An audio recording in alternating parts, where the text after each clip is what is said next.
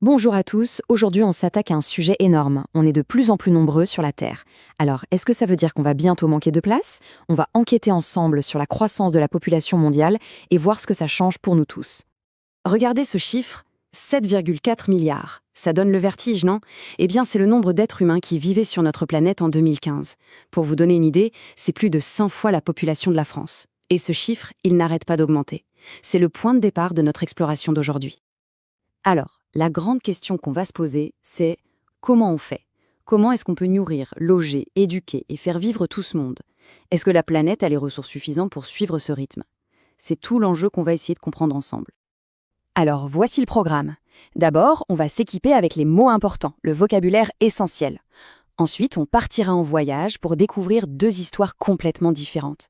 On regardera comment notre planète réagit à tout ça, et puis on terminera avec un schéma bilan super clair et bien sûr tout ce qu'il faut savoir pour le contrôle. C'est parti! Première étape, hyper importante, on se met d'accord sur le vocabulaire. Pour être sûr de bien se comprendre et de parler comme de vrais géographes, il y a quelques termes à connaître par cœur. C'est la base.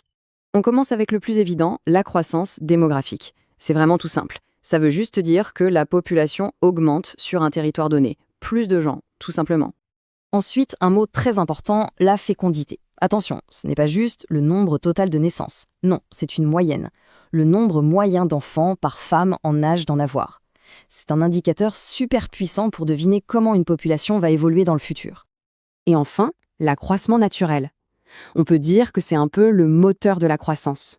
Le calcul est simple, on prend le nombre de naissances, on enlève le nombre de décès. Si le résultat est positif, hop, la population augmente naturellement. Facile, non?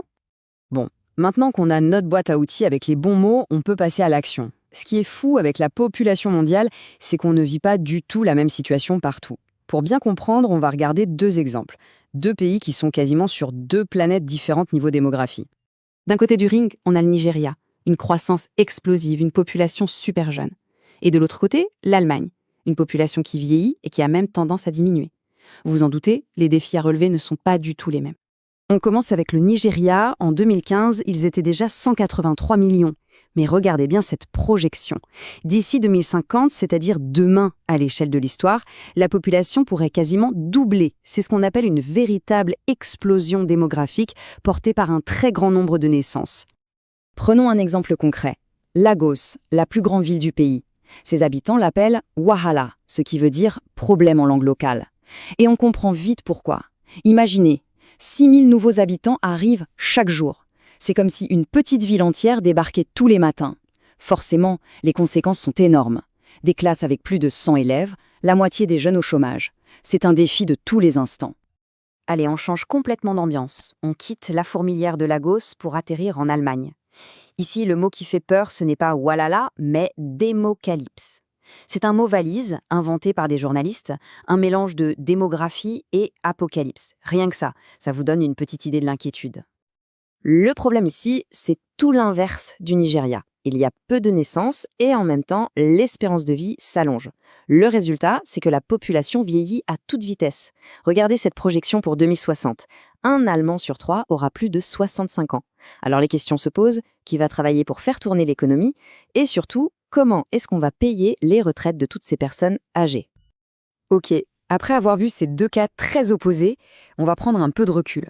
On va zoomer en arrière pour regarder la situation à l'échelle de la planète entière.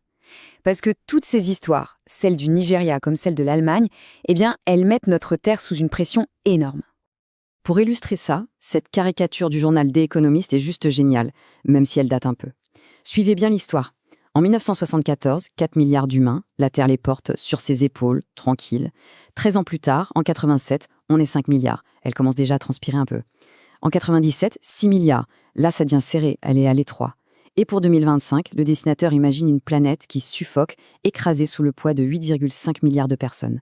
Et le plus fort, c'est la fin. Il n'y a pas de dessin, juste cette phrase. Libre à vous de dessiner la fin. C'est une question qui nous est directement posée. Ça fait réfléchir, hein? Bon, on a vu beaucoup de choses, des chiffres, des exemples, une caricature. C'est le moment de mettre un peu d'ordre dans tout ça pour que ce soit bien clair. Et pour ça, rien de mieux qu'un bon schéma de synthèse. Voilà le bilan. le face-à-face. À gauche, les pays à forte croissance, comme le Nigeria ou l'Inde.